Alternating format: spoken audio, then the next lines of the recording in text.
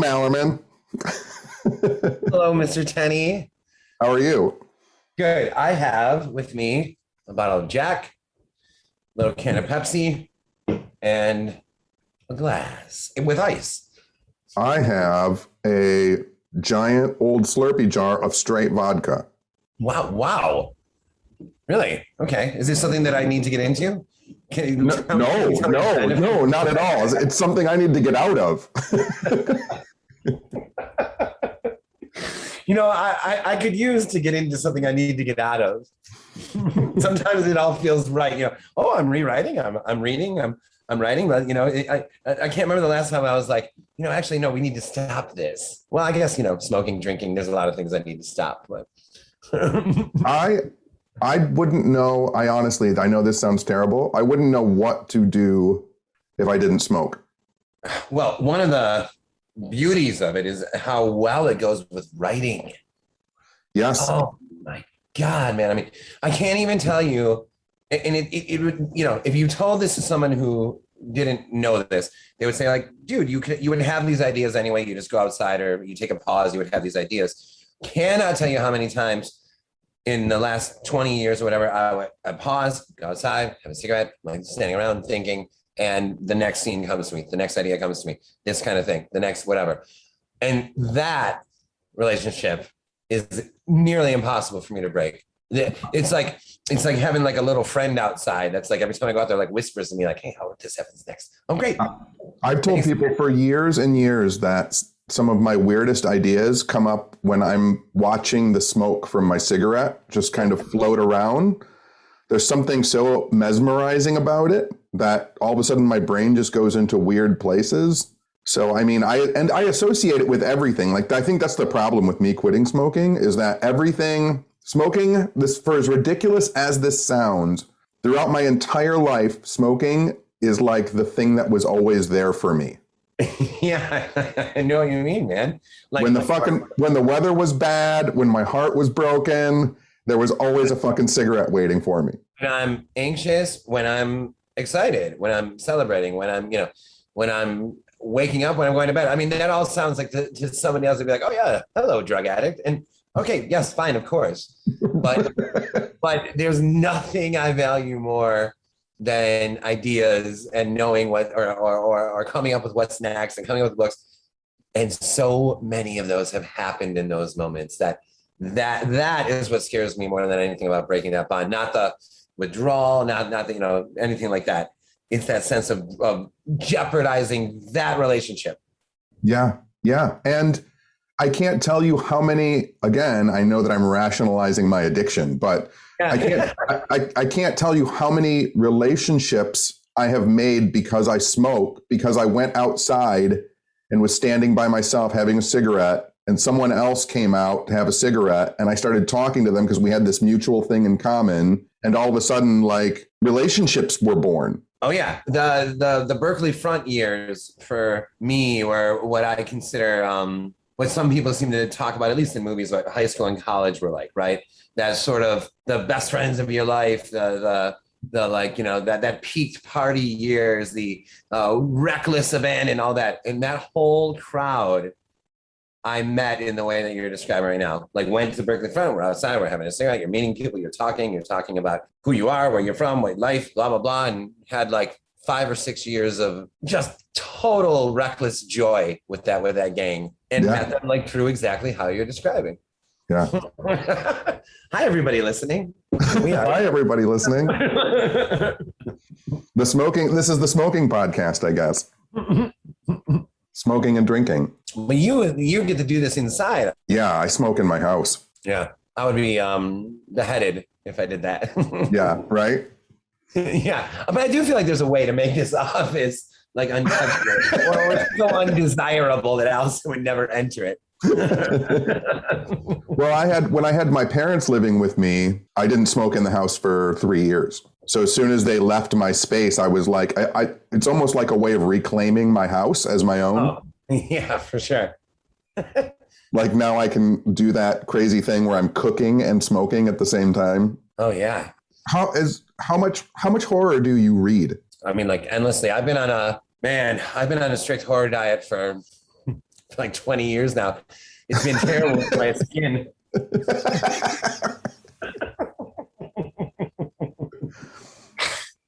Yeah, pretty much, man. I went through, I had a period, and thank God for this period, where I was only reading like the classics, right? I was reading Hemingway, Faulkner, Fitzgerald, Virginia Woolf, Marcel Proust, Carson McCullers. I mean, just barreling through them and loving it and talking about it endlessly with friends and everything. And if you remember, back then, I suppose, Barnes and Noble had the classics, like their own published classics. And on those, on that rack was Dracula. Mm-hmm. And I had grown up with horror for whatever reason. I in a strange way, I feel like, hey, first of all, it's okay to read outside your genre, but I still feel as though I turned my back on horror for a minute, for like a couple of years, where I was like, I'm reading the big stuff now, or something like that. Some younger philosophy, right? And I got to Dracula, and I was like, oh yeah, okay, great, this is a classic. And it was beyond gateway. It was like a return to what I was actually interested in, and proof to me, this is about 20 years ago, at age like 25 or something, proof to me, a reminder that you could write a horror novel that is also a classic.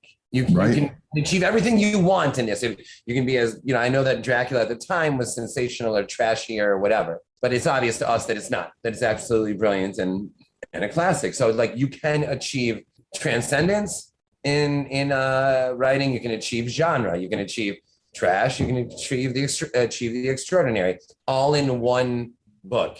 And I was like, and I don't know how much non-horror I've read since then, man, to be honest with you. If I've read 1,000 books since then, geez, man, 850 or 900 would be like horror novels, horror novels. Wow, that's crazy. Did you, when you were young, because like when I was a kid, my reading as a child was mostly comic books. And then when I got to like probably junior high is when I thought to myself like, oh, I'm going to be a smart kid now, and I'm going to read Orwell and Shakespeare and Hemingway and, all John Steinbeck. Like I'm going to start reading books. And what I do remember is my family took a vacation. I was in 7th grade, and we stopped at a little bookstore in like Tawas, Michigan. And there was a paperback version of The Books of Blood by Clive Barker.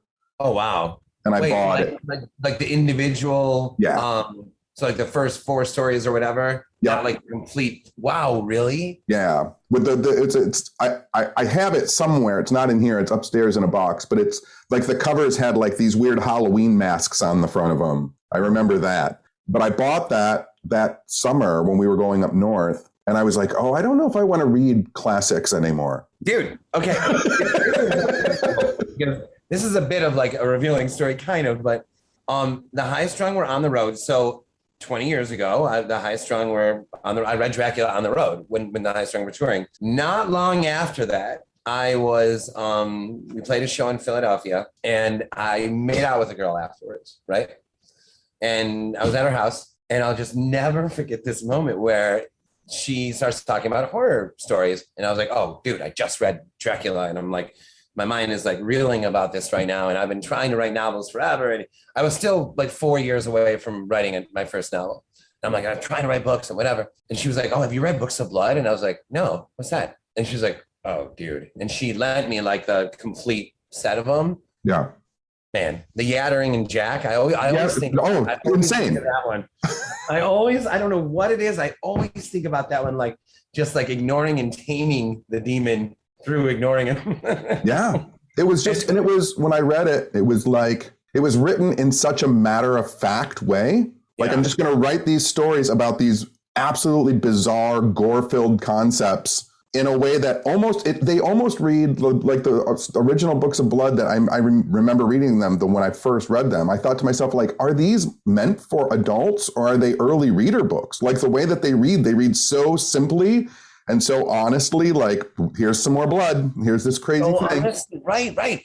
There was no like, and then, and like scary stories in the dark. There was no like, there was a knock at the door, and then no. And it was like delivered with such confidence. And then when you start, obviously we know him way better now, right? And like when you watch interviews with him and you realize like this guy was talking and taking this like seriously from the start. Yeah. Like he had a theater troupe and that theater troupe ended up making Hellraiser and just I met him at a Motor City Nightmares.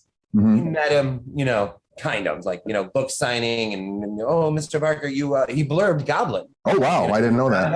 I hadn't met him like before. That was like through publishers, whatever. And it's like, oh, hi, Mr. Barker. You know, I mean, I was a little fucked up meeting him, to be honest.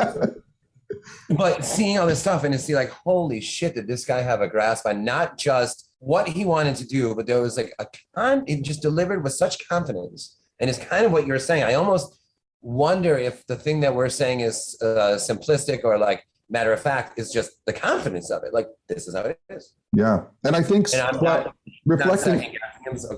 reflecting back on it, like the way that it was written and the way that I asked myself at that time, like, is this for adults or is this for children? Like looking at it now as an adult man, 40 years later, 35 years later, whatever, realizing how fucking subversive that is. Oh, dude. Making the books of blood like seem like it was for everybody, because it was. Yeah. Yeah. Well, that's something that's madness. He wasn't targeting an audience. He was targeting the world. Yeah. Yeah. And I feel like a lot of, yeah, man, he was a legit revelation. Have you read, like a bunch of, did you read Cold Heart Canyon? Yeah. Yeah. Okay. I love that book. One of the most interesting things about him, and Books of Blood has this, is that it's like the world inside a world, right? So the world inside the carpet in Weave World, the world inside that room in Cold Heart Canyon. The Great and Secret Show is like in the mailman discovers in the mail like an entire like correspondence. And in Books of Blood, the crossroads, I guess they were like phony ghost hunters, and the crossroads. And then like the guy gets tattooed or whatever by all the, and I think raped too, tattooed by all the ghosts, and here are their stories. Here are the books of blood, right? And that too was like next level to me. And that's something that I've really, really, I'm attracted to, I've adopted, but not in the same way, which is like, there's the story and then let's move the camera off to the side. I always think of that shot in Taxi Driver. I always think of the shot where he's like on the phone, and then Scorsese like he's on like the payphone, and Scorsese goes down that like empty hall. Yeah. And you just like talking. That shot, like Bird Box, the monsters are off screen. I have a million examples of these in like things I've written. It's a haunted house, but it's underwater. It's at the bottom of the lake. It's not on the shore. It's always that kind of one step removed. And I feel like that has to come from Clive Barker, where there's this, and it's in a different way. It's not world inside a world, but it's still, here's the center frame. And now in his case, it's like zoom in microscopic, and here's your story. And in my case, here's center frame. Let's take that shot of the empty hallway, and that's where the story is. So I mean, he electrifying, dude. From that, probably over the years, I mean, we all like the world has become quotes and memes. But the way that I try and be humorous, the way that I try and like get ideas across. Maybe it was because I was in 7th grade and things were just sticking better at that time. But I have strived throughout my life to write a quote as simple, as elegant, and as strange as "Where all books of blood, whenever we're open, we're read." Like that is so fucking brilliant and simple. And like, I just want to write something that's that succinct and that fucking creepy, and that funny all at the same time. The thing that the moment where I was like almost freaked out by his intelligence is that there was this man. It's like a video or something. I don't know what this was, but it was like a bunch of horror minds are sitting at like a dinner table, essentially drinking wine. And there's John Carpenter and Peter Atkins, who's part of the Clive Barker troupe. Clive Barker, I think Lisa Tuttle, Ramsey Campbell, and there's another there's one more. I can't remember who it is, but they're all like sitting around like a table with like gothic like curtains around them, and they're drinking like red wine, and it's like 80s video, you know. And the idea is that they're all supposed to sit there and come up with a horror movie together, which sounds fucking amazing, right? Like, I mean, I bet you Google. I think I'm gonna YouTube this after this conversation also, and I bet you do too. The thing that struck me so much is like how again, how confident and in control this young Clive Barker is. I mean, he's sitting with like Ramsey Campbell, one of the greats of all time, and John Carpenter, one of like, on fire at the time and still and always. And he's like, oh, no, I don't know if it should quite go that way. I think that what we were looking for is something more along like these lines. There's not enough like emotion attached to what you're describing there, John. Like, this guy is fucking present, confident, has a vision, and is going for it. Do you, I know I do, this is just me, but I don't know if this applies to everyone, but do you have imposter syndrome? No. No? Do you? I do. I do. Oh, I would never expect that. I'll go first, I guess. Yeah. No, I don't, because I have a very concrete memory of I was in the car with my dad. We were driving. I think we were driving like up north somewhere, like going like that area, Charlevoix, something like that. And it was nighttime for sure, and I could see the radio glowing from the dashboard. And my dad's driving, obviously. I was probably around 10, and Michael Jackson came on the radio. So this is like 1985. Michael Jackson came on the radio, and my dad goes, "Man, I always wish that I could do this." And I had this concrete, like lightning bolt feeling of like, why couldn't you? And I asked my dad, I'm like, I'm not sure. What do you mean? I don't know. What do you mean? You could do this? Like, Josh, like, are you out of your mind? Like, this is like one of the greats. This guy's the greatest singer of all time, and singer and dancer of all time is probably what he said. And that's something now I'm imagining my dad doing the moonwalk.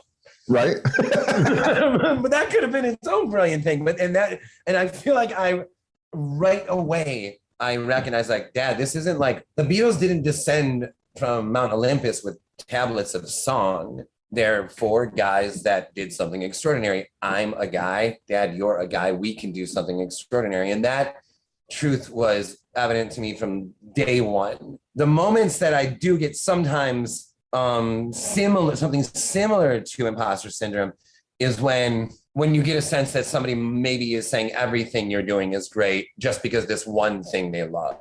So It's not imposter syndrome in general, but sometimes I'll be like, did you love that like quote that I just said, or did you love that post or that photo, or do you just love Barry Carroll? I think I do.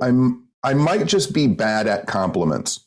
Like I feel imposter syndrome when when you were saying that, I was thinking to myself, when someone is just like gushing over something I've done, that's when I start to feel really odd. Like I'm just me. You're just you. Well, that's interesting because that's the same exact, that's like the inverse of what I literally just said. Like right. I'm saying we're just men. They're just men. We can do, and you're saying, but why gush? We're just men. Yeah. That's super interesting.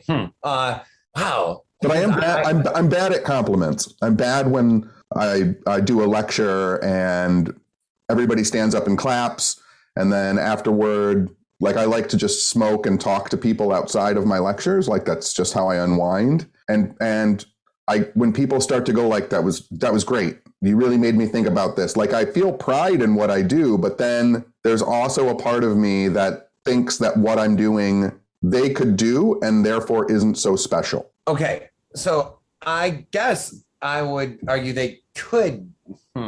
This is a tough one. I would argue they could do that, but I would also argue that, you are especially suited for this in terms of open mind, philosophy, adventure, bravery, willingness to experience, right? These things, not everybody has all those things, right? But at the same time, I do come from a place of like, we're all capable of anything. So even if I was thinking like, dude, you could do this too, the thing that would make me feel not worthy of praise, but not an imposter is, but I did do it. Right. And like that chasm of capable of doing it and actually doing it is so big to someone who hasn't done it yet. And even to those of us who are doing it, because it doesn't ever seem that far away, that fucking chasm, right? Right. Like at our heels, like it's right behind me. Whether I'm facing it or not, it's right there. But I think that's where, for me, imposter syndrome is like, no, I'm doing it. I'm giving my all. I'm doing it. And so, if it's working, it's working, or that kind of thing. Even if it's not working, it's fucking working because I'm doing it. But so then let me ask you this, because I would never have expected you to say that. And it's super interesting to me that you are. So you don't feel like it's a matter of what you're doing is not good work or good thinking or good showmanship or good personality. You just think that what you're doing, as good as or not as it is, that the audience is equally capable of. So why the praise? Yeah.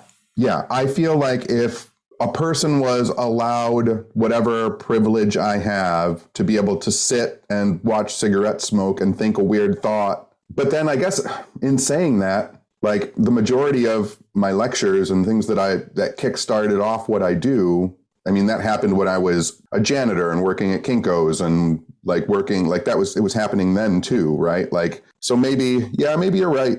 Maybe I don't recognize that leaping or crossing that chasm is maybe what they're praising, right? I think so. I do. I have friends who have like legitimately brilliant book ideas, and they'll be like, "Oh, I got stuck on the street name." I'm like, "The street name? What the fuck are we?" Oh yeah, I wanted to name the street name like Poe or King. I wanted the street to be like a tribute to a horror author. I'm like, wait, hold on, what the fuck? Wait, just call it First Street. Let's roll. Like, call it, what's your name? John. Call it John Street. You're stuck on like a character name. Call him John. And there's another character. Call him Johnny. Like, let's not get caught on that. You need a third one, Jonathan. Even if it's a girl, let's roll here. That is what I'm saying right now would be some sort of bridge of mine over that chasm. And I think that is sometimes what's being praised more, not always, more so than the actual, no, not more than the actual work of art, but that, how about this? That's included in there somewhere in a major way, I think. I like that you brought up naming characters because I have a stock of like 6 character names if I'm writing something. Nice. And I just plug them in so I can get past it, and then I'll change them later. Okay. So there's always going to be, in my first writing of something, there's always going to be someone named Noah. Mine's Carol. I also always use Carol. And then I finally actually used her. And I was like, now you're not allowed to use this again. Yeah. And this is going to sound so superficial and lame, but there's many lame steps on the way to what we do, right? When I was working on the rough draft of Bird Box, the opening scene, it originally started with Mallory and the kids on the river. In fact, they weren't blindfolded. They just had their eyes closed. This is a rough draft. And the same philosophy, this was the 4th book I had written. So the first 3 were pell-mell, and this was really no different. But I was like, okay, there's the boy in it. Just for a placeholder, call them boy and girl. Because like I'm not going through like his name's fucking like Timmy and Sarah. Like I'm not going through this right now. Just boy and girl. We're on page 3. By page like 10, I was like, man, boy and girl are good names for these two, because this indicates that Mallory, mom, which I've always loved that name. Mallory, mom, is like can't even be bothered with the like luxuries of a name. Right. Like mom, boy, girl. That's all we need to know. And a blindfold, let's survive. What I'm going to name you John. What's the difference if your name is John in this fucking era, right? Like the world's gone.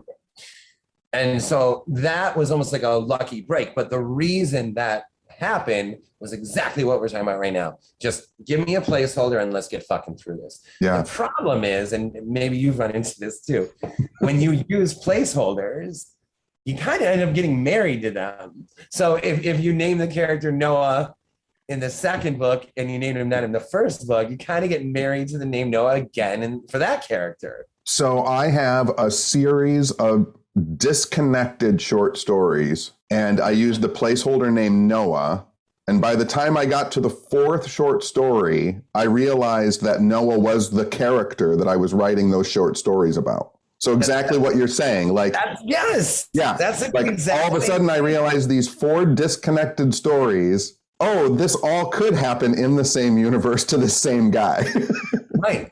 This could actually be Noah, like Nick Adams or something, like multiple stories about one guy. Well, first of all, where are these stories? Oh, just in my desk. Okay, well, maybe we can get them out of your desk. The only story that I ever really wanted to get out, and again, a lot of my stuff is just in boxes up in my attic. First of all, I have a weird memory in my head. What were you writing a book when you were writing on all the walls of the apartment? Yeah, I was. Yeah. Yeah. I was writing like, it was like outlines and quotes, scenes. Yeah. Yeah. Yeah, exactly. That book is has a real special place in my heart. Number one, I met Allison during it. Right. Number two, it was during a phase that I because I'm big on what's the right phrase? Not necessarily reinventing yourself, but it's okay to go through periods, right? Like Bowie and Picasso. And again, I'm not, or whatever. Maybe I am comparing myself. I don't why I would give a disclaimer. But I was going through what I would call like almost an absurdist phase, where this is a book called Where Has Balloon Brain Been for 40 Years? And the book is essentially about these outlaw storytellers where fiction is illegal, whether it's a joke, a lie, an exaggeration, and certainly a story. So it's like almost like a Western where these outlaw storytellers travel from town to town and in the basement of these saloons tell stories, right? So this was wonderful in terms of like, you get them to the saloon and then which member of the troupe speaks tonight. Balloon Brain was one of them. That's what he called himself. And he was the best. He was the best of the group. Like he was older and boring and he wore khaki pants and this white belt and he just like didn't look cool, but his fucking stories were brilliant. And one night, Balloon Brain goes home with a woman from the show, from the reading, and he has sex with the woman, and he goes in so far that he comes out in another world, like he enters another world. And so 40 years later, one of those storytellers is walking like the streets of, I can't even, I mean, this is what I'm talking about, it's absurdism. The country's called Gorilla, right? And he's walking the streets of East Gorilla, and he sees this old man like sort of limping towards him, and he's like, Jesus, that guy kind of walks like Balloon Brain from 40 years ago. And it is him. And he's like, oh my God, you're the greatest like storyteller like of all time. Like what? Like, where have you been? And Balloon Brain's like, listen, I went home with a woman from the last reading I was with you guys, and I had sex and I went in too far, but I finally got back. And then we get Balloon Brain's story of where he was for those 40 years. And you wonder, is this a master storyteller that like hid that night for 40 years to tell this brilliant story? Or did this really fucking happen? Because the book's sort of absurdist. So Where Has Balloon Brain Been for 40 Years is the book that was scenes, quotes, outline were written on the apartment walls at on Amber Apartments. Yeah. Yeah. Which, by the way, I didn't get charged for that when I often wondered if you were going to get charged a cleanup fee. Yeah, Amber Apartments was not, it was weird. They were always like really nice to me. I don't know if they're like Jewish and I'm Jewish or some sort of bond that I don't know about or something. But later on, I was like, what's the damage? They're like, we just painted the walls. I was like, oh, thanks. And then there's a part of me that like, how could you paint over that? I have what I was going to say. It's one of the stories that I've always wanted to get out of my desk because I just got Goblin 2 days ago. Oh, wow. Thanks. So I haven't read it yet, but it's short stories, which is the thing that I've always wanted to write. I have this, it's just always been titled 4 Miles from Home, but it's a story that takes place in a apartment complex like Amber, except it's called Home Apartments. And each chapter is someone who lives in one of the apartments. And there are intersectional chapters between each chapter of them interacting with each other. Oh, that's cool. So there's major chapters and minor chapters. Oh, I love that. Okay, go on. And the one character who knows everybody in the building, who is the last chapter in the book, is this guy named Philip. And he has a paranormal power his paranormal power is he instinctively knows when anything or everything is going to end. So like, he's never been in a relationship because he knows as soon as he starts the relationship, how the relationship's going to end. He knows he never works anywhere because he knows when he'll be fired or when he'll quit. He spends most of his days doing jigsaw puzzles because you're supposed to know how jigsaw puzzles end. And so he actually finds some like joy in doing that. And he plays Jeopardy because in Jeopardy, you have to know the answers, not the questions. And so he can play Jeopardy. Dude, this is a phenomenal idea. And then obviously somebody would be like, how does the world end? And that kind of thing. But so that's his last chapter is all about the end of the world. Yeah. Oh, but that is a fucking great idea. Like, and like you would know when the conversation ends. Right, exactly. You don't know, you don't even know when it began. But once, so well, that's the question. So not where it begins, but once something begins, you know where it ends. Yes. The minute you're engaged. Yes. Wow. Yeah. Do you feel like you have a sense of that kind of thing yourself in a bizarre sense? Sometimes I do. Sometimes I do. But I mean, what's interesting is how he interacts with the other characters because there's an 18-year-old that lives in the building who has the first chapter, and that character's story is so he's dying of cancer, but until he dies from cancer, he's immortal. So like if he gets hit by a car, he's fine. If he jumps off a building, he's fine. But he's only got 6 months to live. That's an amazing idea, dude. Where is this? Where's 4 miles from home? Sitting upstairs. Okay, yeah, no, you need to put this together. And how many stories are there? So there's 6 people in the apartment, and then there's 5 intersectional chapters that connect those chapters together. So 11 chapters. Each chapter is anywhere from 25 to 50 pages. Oh, wow. Okay. So this is like a few hundred pages. I mean, this is a book. Yeah. This is amazing. And one of the things that I love about this that has really got my mind reeling right now is the reinvention of the crypt keeper, meaning the between stories. Mm-hmm. I never like looked at that as like a liminal space that we can like actually toy with there. I've always been like, either I want the crypt keeper or not. Right. Either you want the storyteller or not. But what, hold on. Why does that interstitial have to be a storyteller? Why can't it be, in your case, meeting in the hallway, meeting in the laundry room, whatever it is? Yeah. Now, that is a brilliant angle on that. Absolutely love that. And right now you're like, I don't know. Josh could have done it too. I don't know. I don't know. You could have done it too. No, I'm a little hung up. Those interstitial chapters, those little chapters between the chapters, mostly focus on the dogs that live behind the apartment complex. And I would love to read this. Is it typed up or handwritten?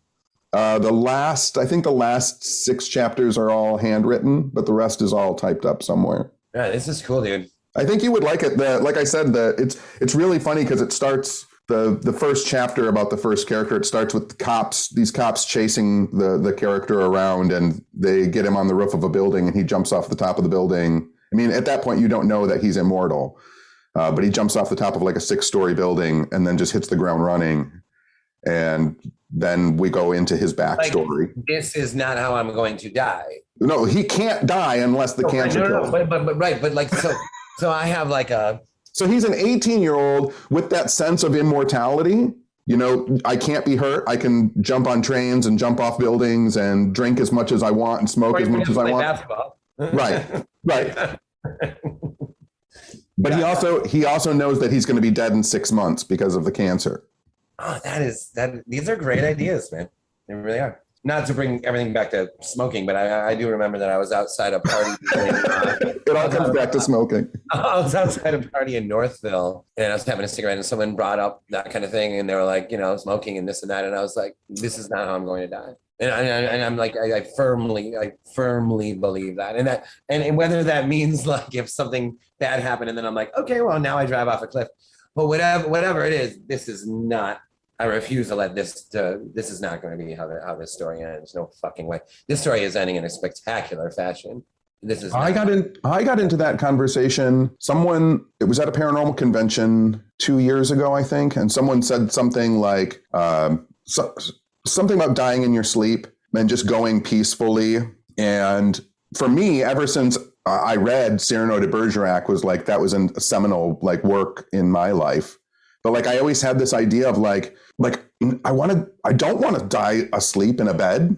Like I want to die asleep in a full speed run, like slashing a sword above my head, saving someone from a fire. Like I want if that's my final moment, it's going to be grand. Yes, I want grand also. I really do, and even if that means manufactured grand. Sure. Yep. I really do. I don't want this like slow, freaky outro or something. I guess you can argue someone like Hunter Thompson was thinking that way, but that's a little different. I'm not talking about like a gunshot or something. And not to for any listener, I don't mean to trigger anything like negative in that way. I just mean like something it's like spectacle. Yeah, I also have a very weird belief, and I don't know where this comes from. Maybe because you know I died when I was 18. I had a heart attack and that whole situation. Yes. But I have this idea in my head that if I'm starting to die and I really struggle with the idea that I'll be able to keep myself alive through it. I feel like death is like this moment that comes, and if I can push through it, I'll get to the other side of it, and then it'll have missed me. Wow, that's amazing. I wouldn't say it's maybe similar where it's like how do I explain that? Like where it's like a sense of like not that I can will it away, but if I'm fully engaged in what I'm doing and joyfully fully engaged in what I'm doing and have that like that energy of like truly appreciating life in this. I'm not saying that an accident can't happen or something like that. Right. But this other, there's a sense of like not yet because I'm fully engaged joyfully in living.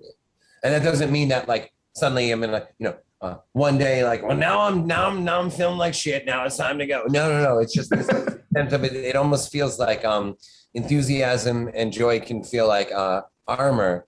Yeah. Against not for sure. Mortality, but at least an armor that I'm like wearing that fits well even. Now, not a heavy, sweaty armor, but one that fits well and that seems to, all right, we're not going to worry about that. Because I'm someone that definitely deals with, I wouldn't say quite like severe anxiety, but overthinking and panic and these kind of things, right? Yeah. So to find myself like when a negative or dark thought comes like that, and some people would argue those aren't even dark thoughts, but a negative or dark thought comes to be like, no, not yet. Yeah. But confidently not yet. And that's a nice place to be. Whether it's wrong, like right now there could be like a lunatic horror fan outside my window with a gun.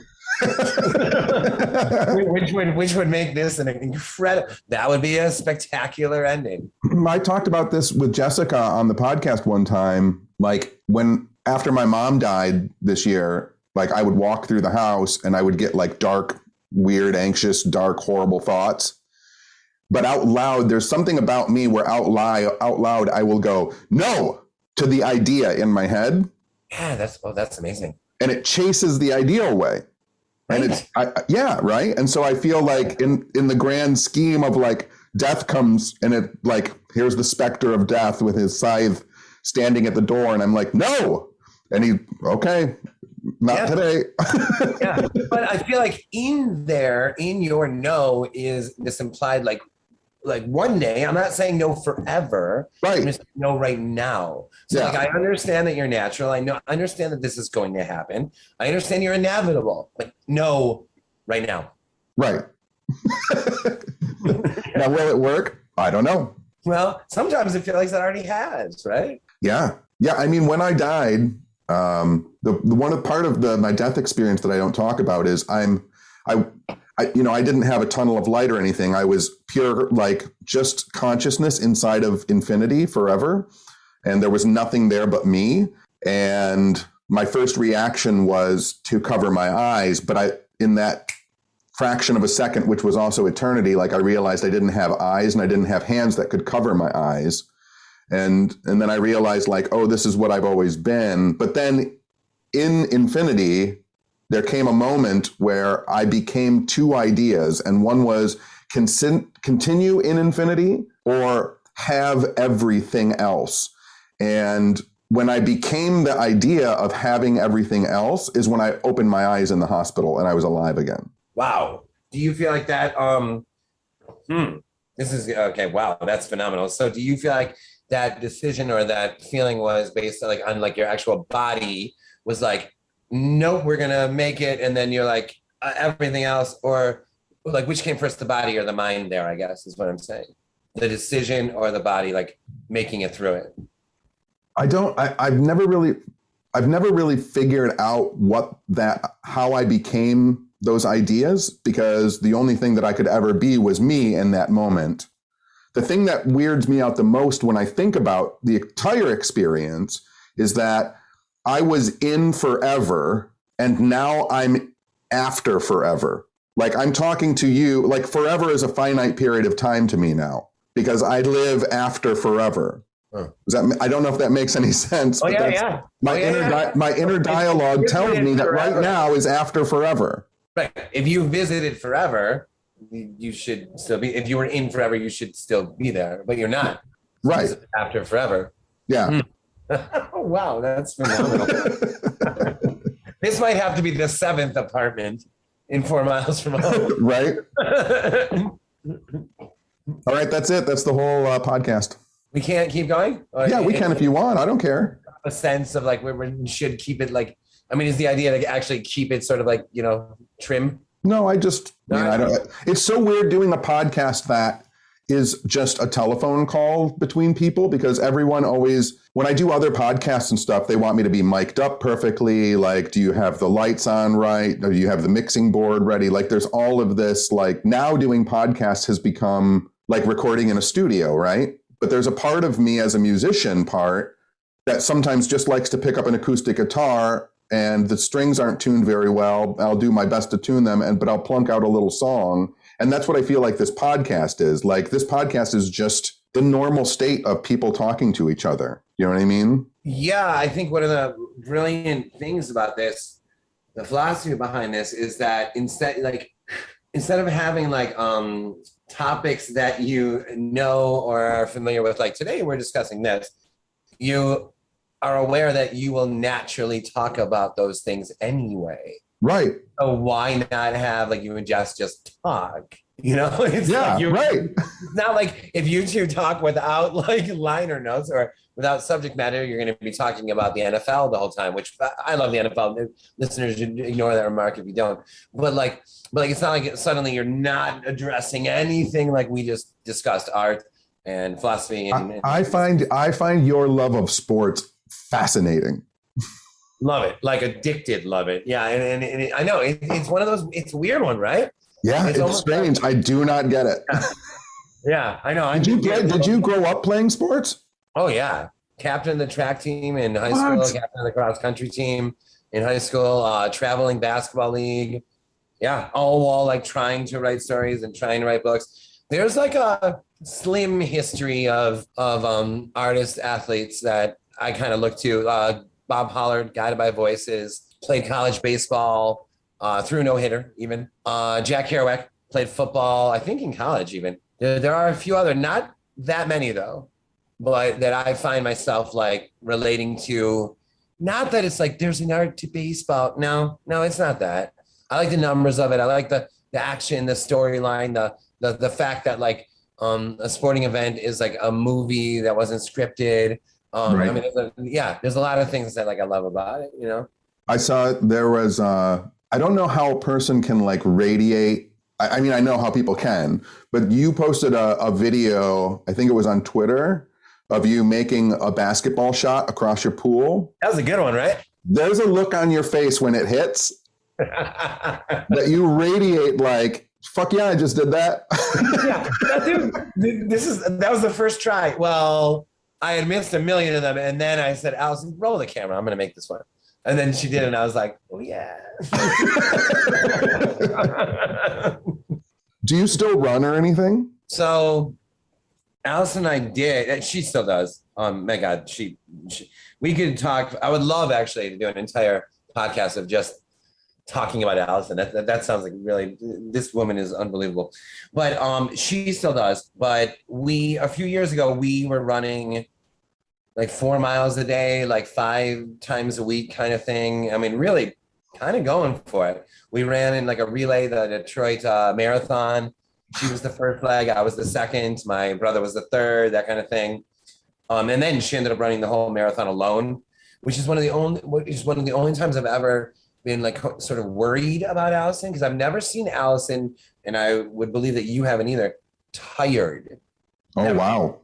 Like never seen her tired. And I'm watching her like come for the last like mile or whatever. I'm like, oh boy, like she doesn't have the light in her eyes. She doesn't have that like the fucking that like finish, right? Like spirit thing happening. That was a few years ago though. And then for whatever reason, no. But now we do work out like every day. So elliptical machine, like shit like that. But it hasn't helped like body weight or how I look or anything, but it does fucking help energy wise. So finish like working out and you're like, whew, like you're like blah blah blah. And it's kind of like drinking like coffee or something. Like you're like, all right, I'm ready to rewrite. It's a good feeling. It's not a big deal. It's like 30 minutes. I hear that like Stephen King walks 30 minutes a day or walks a couple miles. It's like it would be like the equivalent of that. Yeah. So not running, but moving around for a half hour. Yeah. I've been riding my bike a lot lately, which I haven't done for a long time. Where have you been doing it? Just like anywhere? Oh yeah, just riding anywhere, going anywhere, looking at stuff. It's so funny though, because talking about like that earlier, I was talking about like that teenage invincibility. Like riding a bike at 50 is much different. Dude, I had an experience recently where this is no joke. Like I start getting up to a certain speed, and then I'm like, oh, I'm fucking 50. Like I could brain myself right now, and I'm not going to hop up like I would have when I was 14 and get back on my bike and ride home. You know, it's like a dual thing, isn't it? Right? There's one side of you that is like, I was just talking to my fucking bandmate Burko tonight about this tonight, where like sometimes there's a fear for me of like that memory, that brilliant memory, is now a thing of a past. This will never happen again. That kind of thing, right? And then like for example, like the High Strung, we haven't played a show in 2 years. At some point, you're kind of like, was that it? And then we play a show, and you're like, no, that wasn't it. But it can be even as small as like a conversation. So Allison and I have this friend that when Allison and I first met, it's like a friend of hers. When we first met, we were talking to a sneakers bar in Ferndale, right? And I love this guy, fucking love this guy named Nate. And I think about him often. He was a cousin of her ex-boyfriend, like who of 2 months, ex-boyfriend, right? And I met this guy and I absolutely loved him. And 9 years later, after this show recently, we're in sneakers talking to Nate. And I was just like, I kind of like started crying. I was like, because this thought has been on my mind, like are these certain events done forever? Now I'm 46, you're 50, like are these moments, it's okay if they are and we can make new memories, blah, blah, but is it done? But it wasn't done. Like we're talking to Nate again at this bar. And in fact, even standing in a similar configuration, not sitting like near the bar. And I started crying, whatever. And I hugged Nate and Allison's like, oh, you're really drunk. And I'm like, I am. But you know what? But I'm just really fucking glad that this wasn't just a memory and that we are still doing this. Yeah. So when you say like, at 50, like this is like, this time around I can really like hurt myself, and it's true. And I think about this with writing, like, okay, can we keep up this pace or whatever? But then when I am keeping it up, it's like, no, this is not just some story of the past. It's not like when you are 20. Oh man, when I was 29, I used to write all the time. No, I'm still writing all the time. Right. When I was 29, I used to love all the time. No, I'm still loving all the time. When I was 29, I used to like think all the time. I used to, John said we were going to talk for 30 minutes. At 20, we would have talked for an hour. Guess what? That's what we're doing tonight. Right. Yeah. Yeah. And so then it starts to be, age starts to become a strange or unexpected badge of honor, where it's not just I've survived, but I've maintained this enthusiasm for life this long. And that's where it starts to get exciting for me. Yeah, I guess so. Along similar lines, but to a much lesser degree, I went to Gus's last night for the first time in a long time. Okay. And I can't even tell you how many decades, like being a responsible-ish type person of getting drunk and then wandering home and just wandering the streets at 3 o'clock in the morning, taking however long it took to get home. I did that for decades just because I didn't want to drive because I was drunk and whatever.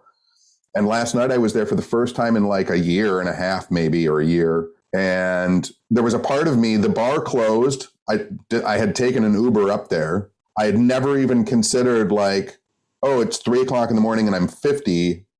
I live, 3 miles away from Gus's. Like there was no part of that in my brain. Right. There was just a point where I got up and said goodbye to everything was closed. We were there after hours. I was talking to Patrick and Eric, the bartender and door guy. And I walked out and I was about halfway home when I realized like, oh, that part, I'm still doing this. Right.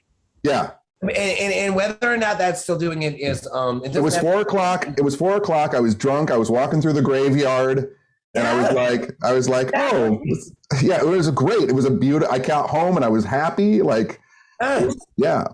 There's something about that. And there's something about like, because, okay, you can even take this obviously from like an artistic standpoint, right? Where you could be like the high strung or writing songs at, when we first were doing it at like 23 or whatever. And then you'd be like, well, at 33, we're going to suck. By 43, I can't even get it or something.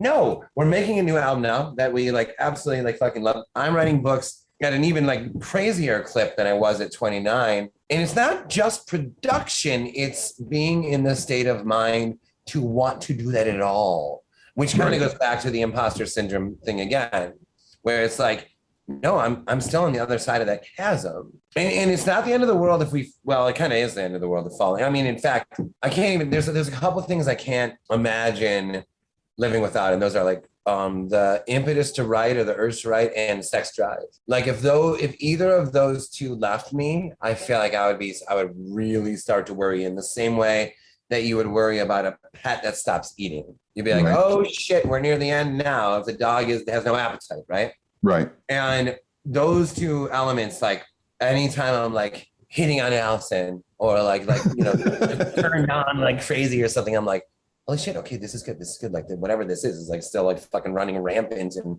like making me like borderline criminally insane sexually. And then also with writing, it's the same thing. It's like, with writing, it's like the same thing. It's like, you want to write another book? You just wrote a book. Yeah, let's write another one. But not just to emulate where you were 20 years ago.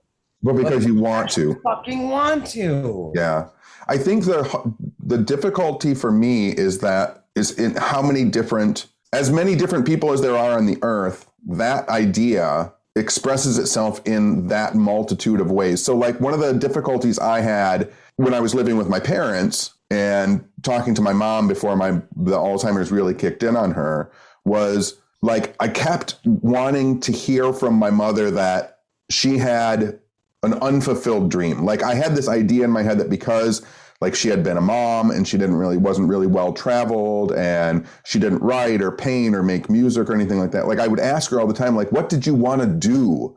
Like, what did you want to do with your life? And I was always unsatisfied with the answer when she would say, I just always wanted to be a mom. And that felt so unsatisfying to me. But I came to realize like, no, she was constantly being a mom. She was constantly in the moment of being a mother, of helping the people around her, of providing advice, providing comfort, providing joy, providing love. And that was just as demanding and creative for her in her life as the things I do to me. And it was so hard for me to wrap my idea around because it didn't seem like to me, I'm producing things, right? Like here's a book, here's a lecture, here's this thing.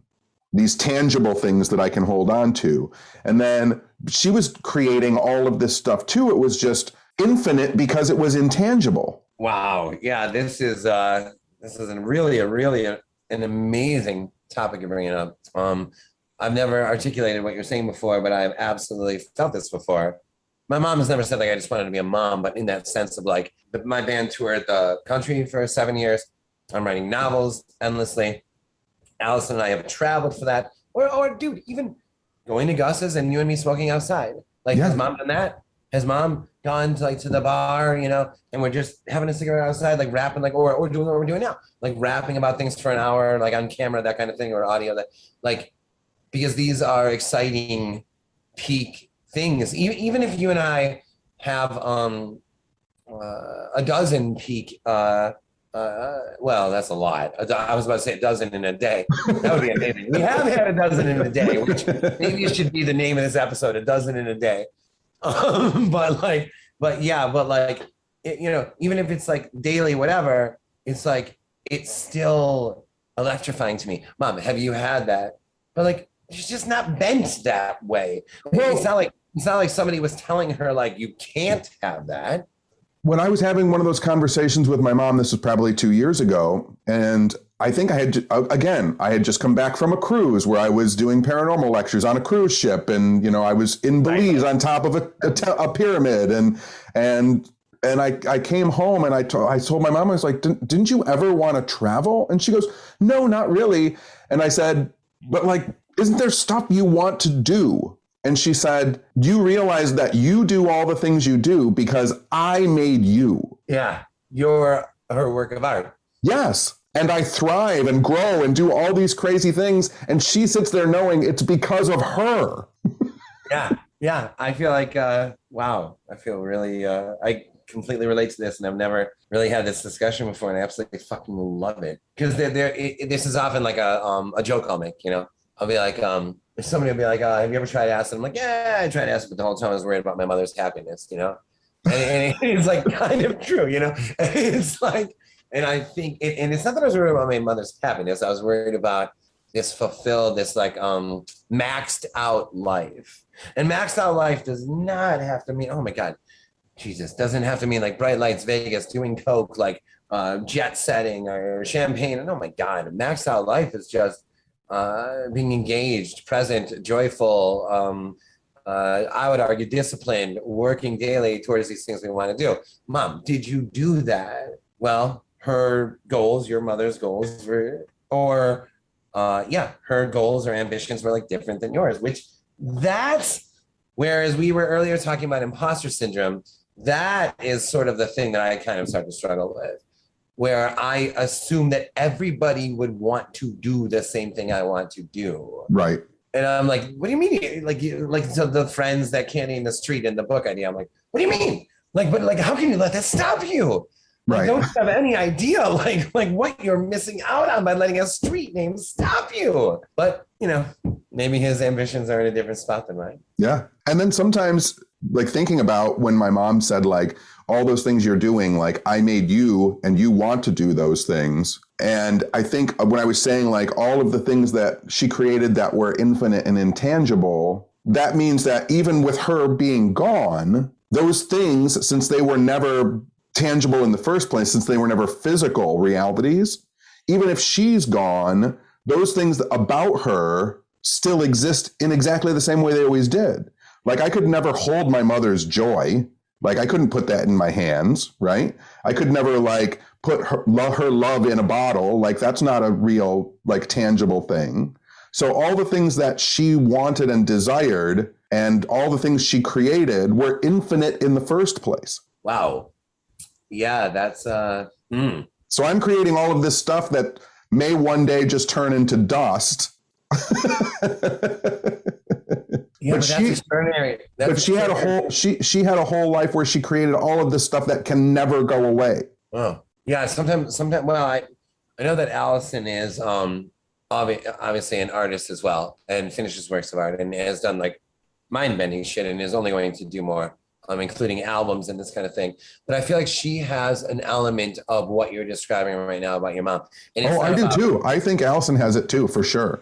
Yeah, it's not about like raising someone necessarily in the same way, but it is this sense of in touch with something beyond finished works of art, something beyond like I recently, for whatever reason, you know, I was like, to be an artist, I was thinking this and tweeted it, who cares? But I did. If you want to be an artist, you have to finish a work of art. And I tweeted that and at a party, and then Allison was like, I don't know if I agree with this.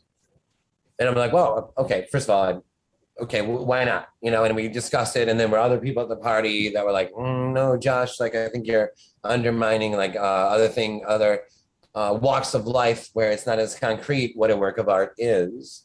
You know, in your life, a book is a work of art, but what about, it doesn't have to be like a mechanic, but even your description of your mom is a better example than any really that were given that night, where it's still energized by those ambitions, goals, you know, without a just physical fucking thing to hold or listen to.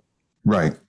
And Allison has a lot of that in her, like, yeah. Which is inspiring as hell. And still, as inspiring as inspiring as your story is, no fucking way could I ever like go to that side. I'm like, that's amazing. That's super interesting. And I'm going to write 4 books in this next year.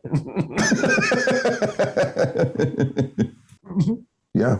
Are you working? You said you're working on an album though? Yeah, we have 12 songs that are 80% done. We're adding, the guitar parts are actually already there. Some of them are being like reamped. Allison is singing harmonies on it next Monday. I have to re-sing like one song, and we're thinking of adding strings to like 3 of the songs, and not in the November Rain variety. more like sort of like, and not Eleanor Rigby either, but more of that sort of like they're just like part of that, like if you can imagine a string quartet playing along to the song, that kind of thing. So not that far to go, but enough where there's some work to go. Dude, check this out.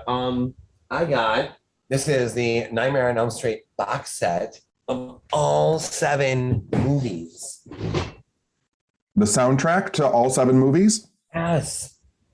And so far I've listened to 4 of them, and part 2, you wouldn't believe this, part 2 is noticeably the best so far. And I'm not talking like it includes like the bar scene, like rock song. There's no songs on it. It's not even on part 3, the Dockin or whatever they're called. I was going to say, is Dream Warriors on there? Like, it's not even that. Like, it's just the scores. That's awesome. And part 2 is, there is a stretch on part 2 that is like fucking freaky, where it sounds like someone getting like a mallet to the head, where it's like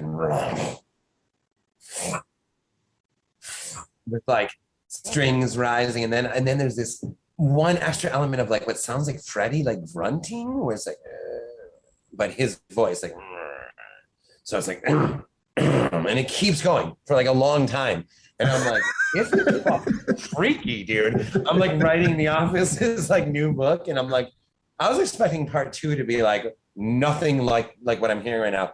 Turns out the score for Nightmare on Elm Street 2 is absolutely genius. Check that one out. Yeah. Do you have the soundtrack to Psychomania? Have you ever watched Psychomania? Can you and I do a watch party where we watch Psychomania together? Mm-hmm.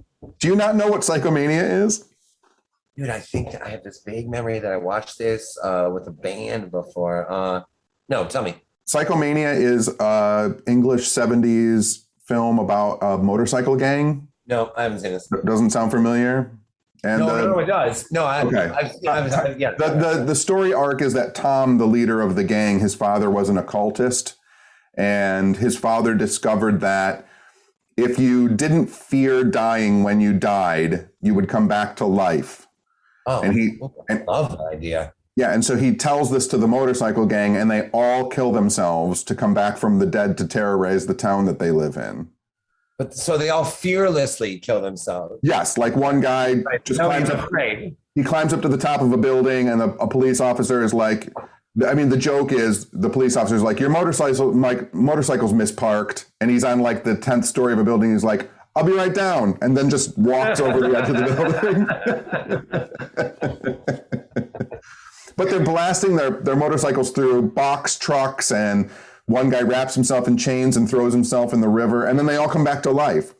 And it sounds unbelievable. It's a really crazy film. It gets into there's stuff that is never explained in the film. There's a lot of frogs in the movie for some reason. Like the main character gets frogs riveting. It's like the main character gets locked in the room where his father disappeared, and there's a mirror in the room, and he starts looking at himself in the mirror, and then like he disappears, but a giant frog like floating in fog appears in the mirror. It's very fucking 70s psycho weird. Yeah. But the soundtrack to that, I can't remember the guy's name who did it, but he did it on a super limited budget, and when he was recording, he had this huge amphitheater for the studio. They wanted him, but he was like, they had an electric guitar, an organ, and then like a piano, and they had to come up with a soundtrack in 4 days, I think he said. Like, and so they just started like pulling on the strings inside of the piano, and turning the reverb on the amp up as much as possible, and dropping the amplifier on the ground to get sounds like.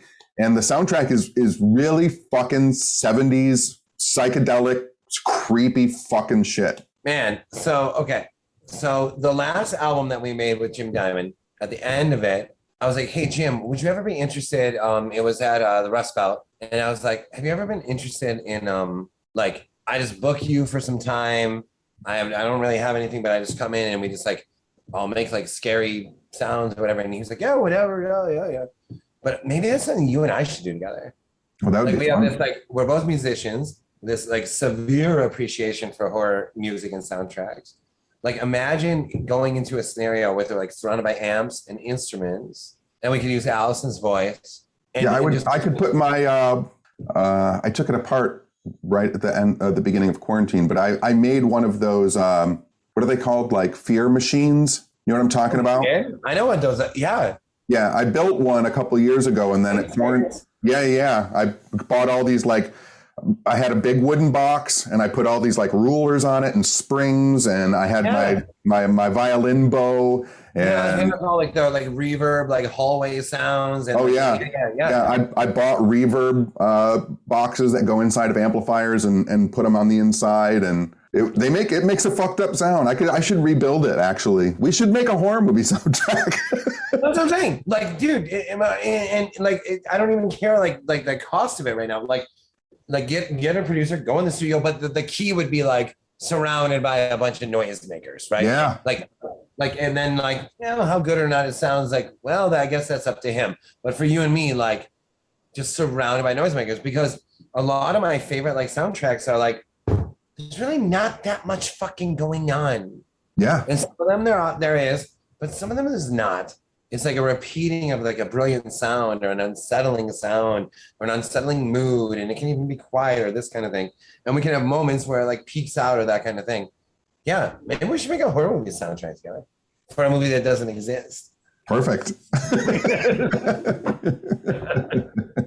I think that might be the closing moment. I mean, I don't know. But maybe I'm out of vodka too, so. Yeah, I had to pee and smoke. Hi, everybody. I have All right. That's it then. That's the whole podcast. I guess so, but I also feel like we could talk all night. But okay. Bye. Bye.